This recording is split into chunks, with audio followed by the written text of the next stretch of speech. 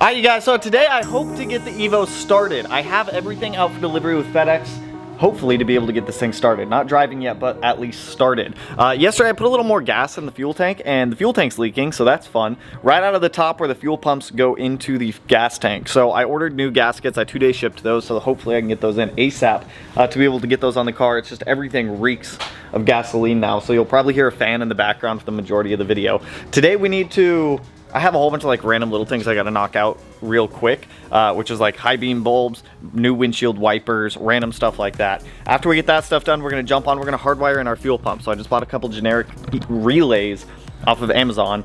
Any relay will work, it's just a click on the relay. That's just to send 12 volts to the fuel pump at all times, so that way it'll be running at its maximum operational capacity. So we use the trigger wire from the stock fuel system, hardwired in. It's just from what I've been reading, wall bureaus have a hard time on the stock fuel pump wiring if you were to just like wire it in using the stock harness, so we're gonna fix that today. And then the new starter's out for delivery, some fluids and some other stuff that I needed to get this thing going. So I don't feel like you need a tutorial on how to put on windshield wipers or how to put in high beam bulbs, so I'm just gonna knock it out. I'm just gonna get these tossed on real quick, and then we'll get to the fun stuff of actually like wiring in relays and getting things sorted to get this thing started up.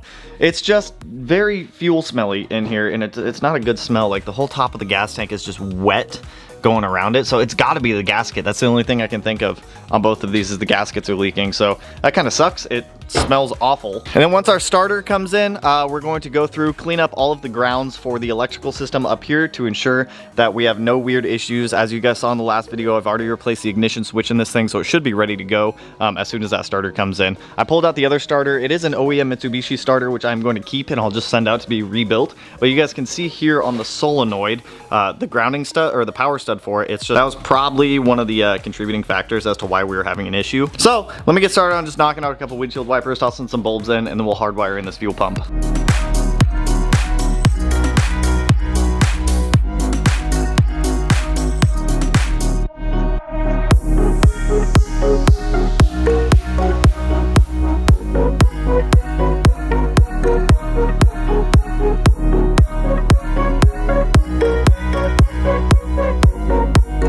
All the measly little stuff is done.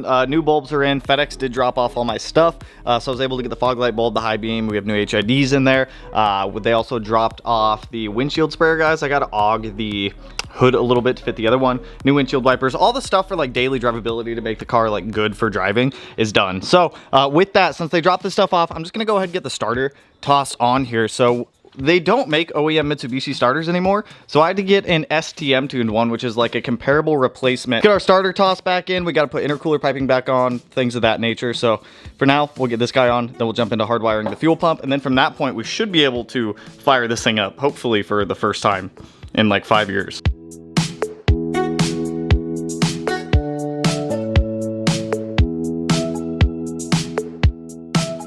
Got the new starter in here. I moved some of the grounds around to make sure that none of them were pinched. Everything was like solid.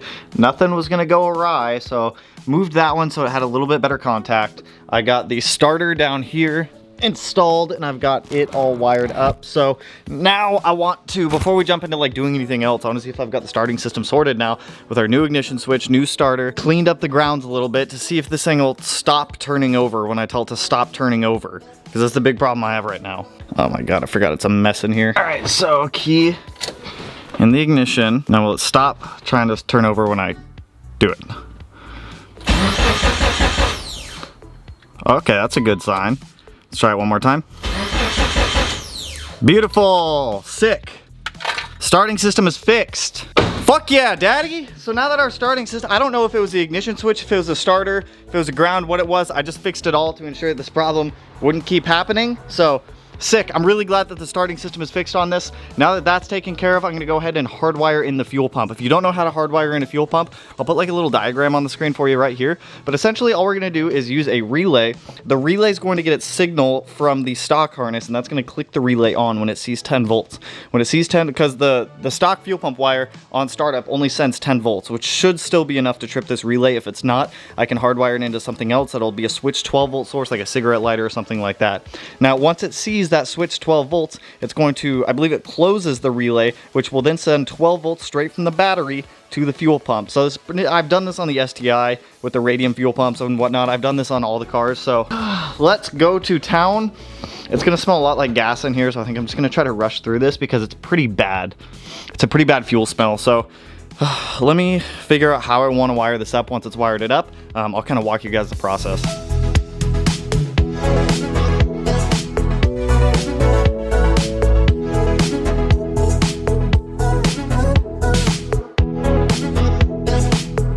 So I've got the trigger wire done on the relay. I'm not gonna go too much in depth. I'm using a stock spot right here. It'll be nice tucked under the seat, so if I ever have to access this relay, it'll be easy to get to.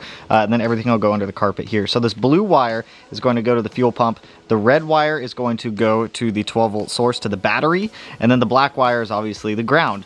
And then the white wire is the trigger wire that goes down in there. So I just went ahead, I made a power wire to go from the battery to the fuel pump, or to the relay, which is right here. So I just had some spare Tefzel wire laying around.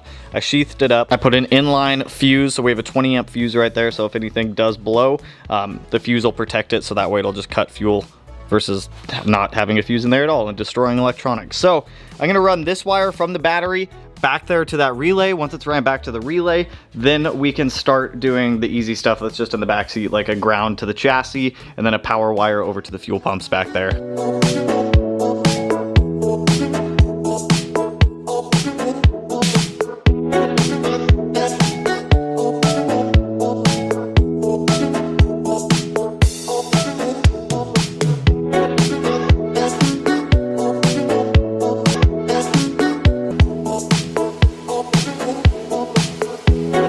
So we have our fuel pump all wired in. It's just dope. It was super easy. So when it came to doing the fuel pump, I put the relay here. You guys can see, like, I made a nice little harness that goes to wherever it needs to go. One pin goes to the battery. One pin is chassis ground or battery ground. If you have a battery in the trunk, I would recommend using your battery ground. If you don't have enough wire to reach the battery, just use the chassis ground. Just make sure you get all the paint off wherever you're going to ground it. One is the trigger wire, and then the other is constant 12 volt, or feed, I guess I should say, to the fuel pump. So when it came to doing the fuel pump, I just drilled a small hole, put a grommet in there, and ran the power wire in there for the fuel pump. So I have the fuel pump all wired up right now. I'll link those relays down below for you guys. I think I got that 5-pack of those relays for, I don't know, maybe $7 or something. You can hardwire your fuel pump for legit like under $20. It's really easy to do. So that's wired in. I've made videos in the past on how to hardwire these in. So I just kind of wanted to get this one done to try to get this thing started. Now I do have the lower intercooler pipe off, which shouldn't be a problem for starting. It should fire right up in theory now. I know, you're excited also. So I'm just gonna try to start it. I'm just gonna try to turn it on. First starts are a little bit stressful for me, as I feel like which is allowed. So, plus this is the first time of me. Mochi, you're okay. I know you're excited also. So this is the first time I've Can I talk? Or you're just gonna keep barking? Why are you yelling at me? What? I know you're excited also. Once it's running, I'll take you for a ride in it, okay? We'll go for a ride once it's running. So let me throw it on a tripod real quick. I'm just gonna try to start it. If it starts up, I'm just gonna turn it off so that way we can get like the... So that way we can get the bleeding funnel set up and get this thing bled. Am I good now? Can I start it? All right, I'm seriously nervous, but it comes with every first start that we do. I'm gonna pop these guys off, get this guy out of the way.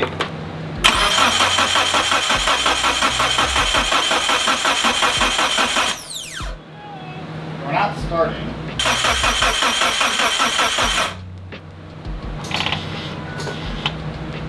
We have oil pressure though, so that's good.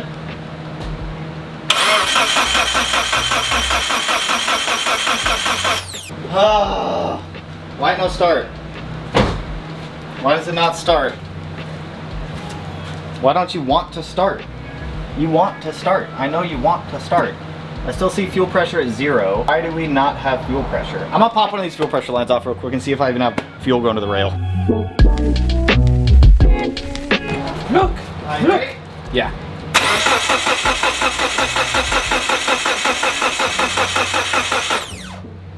That was 50. So it did go up? Yeah.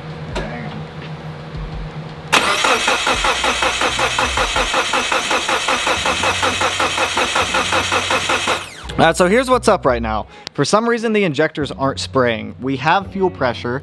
We verified that there's pressure going to the rail. We popped the plugs out. They're all bone dry, which means no fuel is getting in there. We'd be able to smell fuel on them, so none of the injectors are injecting. And I know these injectors work because they're ones off the STI. So something's going on here that's not telling the injectors to spray. I've already pulled off the electrical harnesses and verified with the multimeter that they are getting their 12 volts and their signal. So for some reason, the injectors aren't firing. I don't know why. So I don't know. I'm gonna keep playing with things. I messaged Wally to see if he has any ideas, but while we try to get that sorted, I'm gonna hop under the car. There is one oil leak right there coming off of the oil return on the turbo. So I think I have some new gaskets back there in that box for it. So I'll dig through those, swap those gaskets out real quick, and then hopefully by that time we have some type of solution for what we're going to do to try to get this thing started. All right, guys, so I decided to pull up EVO Scan. We have a P0335, which is a no crankshaft reference signal at the ECM, which is down there. So I have a spare crank sensor at the shop that I'm gonna go grab. It's a huge pain in the ass to swap them out on here, mainly because it's down behind the timing cover. So I think I have to take off the accessory belt and everything like that. I think I have to take timing off and whatnot to swap that sensor out. Swing over to the shop. We'll see if we can't grab it. We'll see if we can't swap it out tomorrow. I have to take Mochi to go get her surgery tomorrow. So this thing, I'm ready to push this thing off a cliff, man. I just want it to work at this point. Okay, you guys, so I've been doing some more digging. It's the next day, obviously, because I've been doing some research and we were trying some stuff last night. So I think the crank position sensor's good. That P0335 means something is happening where the engine doesn't know where it's at and the ECU and the engine aren't communicating well. So I fucked up when I put the engine together because I didn't know. I thought that the CAS, the crank angle sensor, only goes in one way. It doesn't. It's got to go in a very specific way. So that could have been a very big contributing factor. I could have had that thing all sorts of off. The engine has to be at top dead center, and then while it's at top dead center, there's a dowel pin. Now, I'm going to put the diagram on the screen because this thing confused me yesterday when I was trying to do it. Because I was looking for this dowel pin, right? And this dowel pin isn't where the CAS is. Let me show you what I'm talking about, and I'll kind of explain it. Now on the diagram that is like maybe right there, I don't know where I'm gonna put it. Right here is the crank angle sensor. There's a little sprocket right there. There's a big tooth right there and a little tooth up on the top left. That has to go in a very specific orientation for the engine to be able to know where it's at for the cam. Now the P0335 for the crank angle stuff, that shares between the cam and the crank. So those are the same code. So I don't want to have to go to the extent of taking timing off the car if I don't have to. If this solves the problem, this solves the problem. But there's a dowel pin that you need to reference, and that dowel pin is actually just the one that lines up with the crank. So right now we have the car top dead center. Cylinder, I believe this is cylinder 1. Cylinder 1 is all the way up. Now with cylinder 1 all the way up in the car top dead center, you need to come back here and you need to get that guy back there lined up properly. I don't think I had it lined up properly nearly at all because I think the engine was just in a random position when I put that in. It was either 180 degrees out or it was very far out. And if the engine doesn't see everything lining up properly, it cuts spark and it cuts fuel. So that's good to know. So what I'm gonna do now is toss coil packs back in, plug everything back in, see if we can get this thing started up.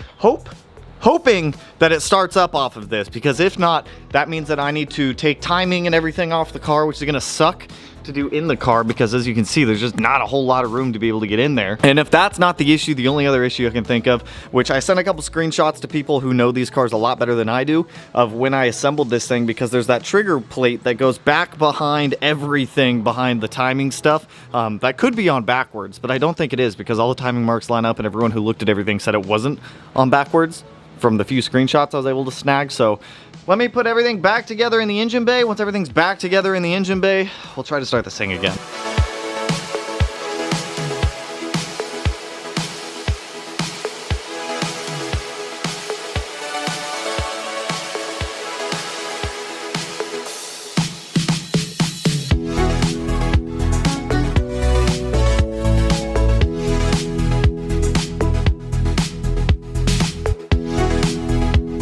So I've got everything plugged in. I also did a little bit of wire repair on the cam position sensor harness. If you look at it closely, if I can even like show it, Focus right there. You can see all the brakes and the wires. So I cut off one of the ones that I had on those spare harnesses back there that's in good shape.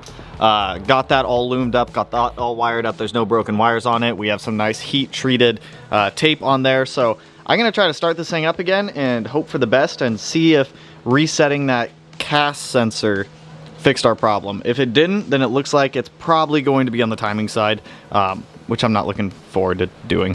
I cleared the DTCs, so see what happens. Is it going to start this time? Honestly, I have no idea. I don't know either.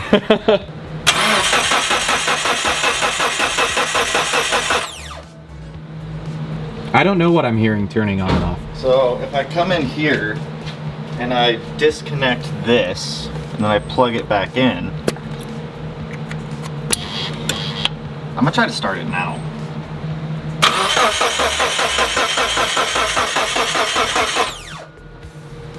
What the fuck? E0335, no crankshaft reference signal at EFI ECU. Why you no work? Bro, why it no work? Why you no work? On the bright side, we know that the CAS is set up right. Yeah. So that's taken care of. We know CAS is set up right. Is the tone wheel detachable? Yeah, it's just a plate that slides over the crank. Did we like not put it on? It's on. I sent screenshots to people of when I installed it and they said it was installed right. I don't want to work on EVOs anymore. I want to go back to Subarus. I want to go back to Subarus. Oh god. I legit don't know. 4G63, the best inline 4 ever. Throw the whole car away. I'm just gonna throw the whole car away now. Okay, so here's what we know so far. The crank angle sensor is set up properly.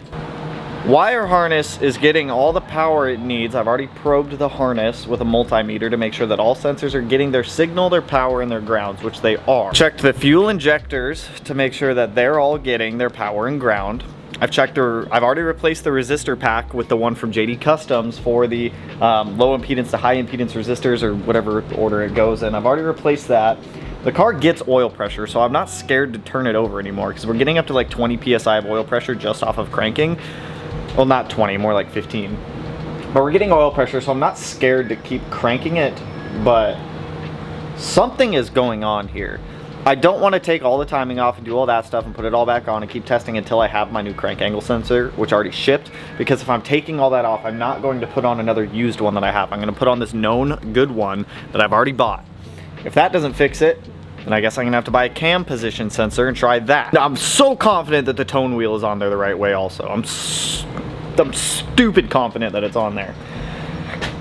So at this point, the last quick thing I'm going to check is the ECM. I'm going to make sure that I have a pinout of all the ECM pins to see what they go to, make sure that none of them are bent, make sure that all of them are solid, make sure the crank angle is on there good. So I'm just going to run in, hop under the passenger side glove box, check all that stuff, make sure it's good. We're getting fuel pressure. We have everything there. The recipe is there to start, but it's not. For some reason, we keep getting this P0335 code. For some stupid reason. Can I go back to Subarus now? Ah, all right. I'm gonna hop under the dash and go check the ECM. All right, so I came down here and I checked all the ECU connections. Everything looked fine pin-wise, but the last owner had so many fucking vampire clips on this harness, dude. If you don't know what a vampire clip is, it's annoying. These are all the ones that I just pulled off the ECU.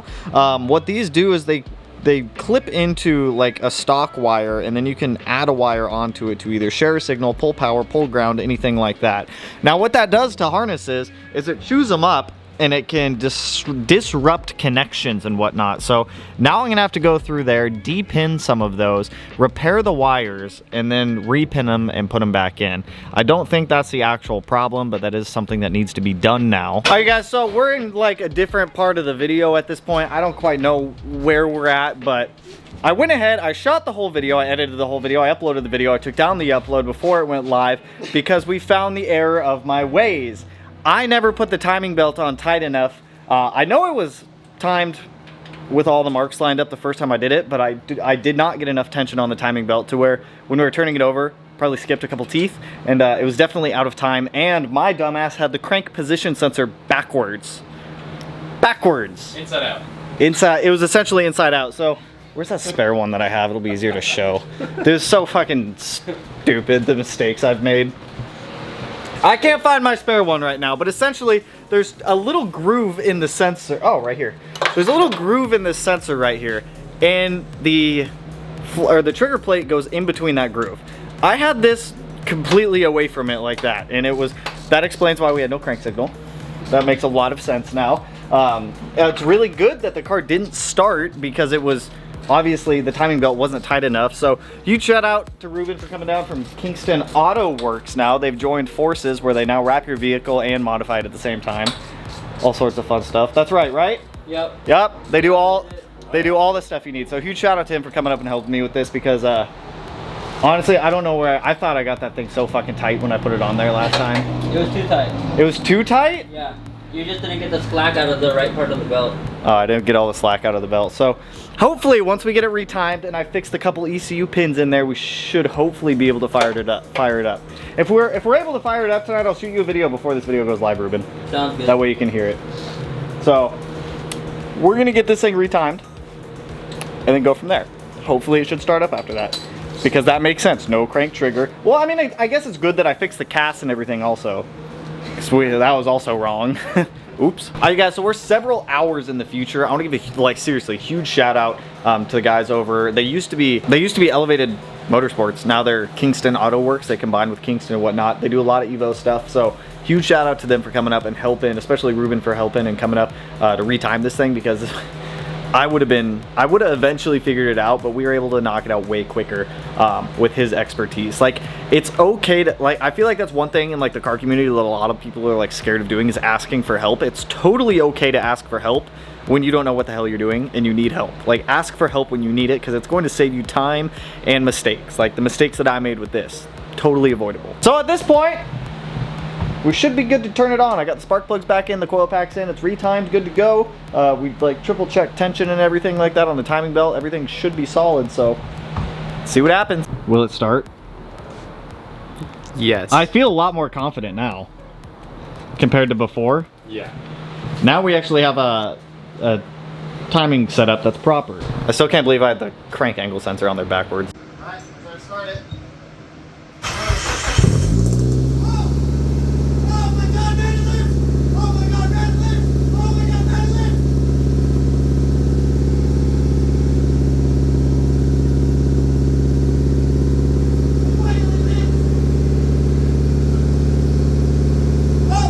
I'm just gonna be honest, the camera wasn't recording because we didn't hit the start. Let me turn it on for you. It works. It fucking works. That's. Shut up. We're gonna play this. We're gonna play this. Can't lie. Yeah, we can. We're gonna play this. We're gonna start it for the first time. What are we doing? Dude, I feel like I'm lying to everyone. Do you think it's gonna start? I know it's gonna start. You know it's gonna start? I know it's gonna start. Sam, do you think it's gonna start? I'm so hungry.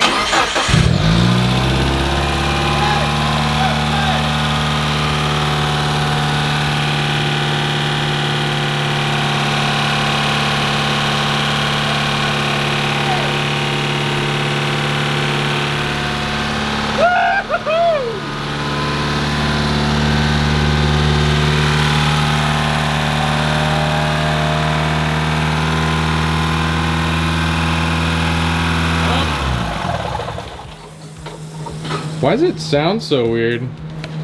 It's got lifters and shit. That sounds. Why was oil pressure at 100? Yeah, I'll be in a second. Oil pressure was at 100 PSI. What? It's hella high. Why is oil pressure so Why high? does it smell? It's brand new. And it's leaking oil out of the bottom. Joe! Well, it lives. That's a good first sign. Oh my god, it runs! Dude, I'm so excited! I still have to button some stuff up on it. There's still some stuff we need to do to the Evo to get it like road worthy.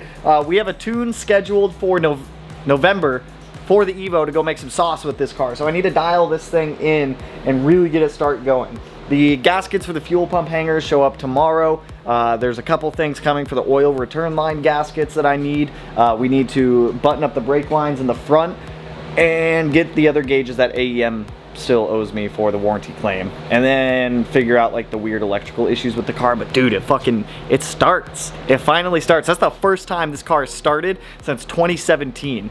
Like 3 owners ago. This poor Evo's had such a rough life. I actually found the owner from like 10 years ago. He bought the car as a shell. Then the next owner bought the car as a shell. Then I bought it as a shell. This poor thing will not become a shell again. I can promise you that. So, I'm fucking pumped. So, if you guys are excited to see, I almost gave up at the, like earlier today. I was like, fuck dude, I almost uploaded a video where I was just not gonna start it. But here we are, starting the Evo after all the problems. Matt! Are you excited? I want to hear the neon next to this. That's all right. We're going to make the neon run at some point. I'm looking at it right now. It's going to live again. It looks really bad over there. What do you mean it looks bad? It looks really bad over there. It don't look bad. Once this runs, we'll pull it in. When's that going to run? You were supposed to beat me, or at least start on the same day. Yeah. Well, now you're off quick jacks. But yeah. No, I'm not. Are you not? No, I still got a couple more days on them. I need to do the fuel tank stuff and the oil return stuff, or else it's gonna fucking piss fluid all over the ground. I don't think we want the garage filled with gas either. Gasolina. So that's all I got for you guys on this one. I'm pumped. I am so ecstatic that the Evo finally fucking works. So if you guys like the video, you know what to do. Go ahead, hit that like button, turn it black, blue, green, yellow, purple, silver sign, whatever color it turns for you. And if you're not already subscribed to the channel and you want to be one of these corners, I'm gonna put it in that one. So with that, I will catch you guys in the next one. So peace out, homies.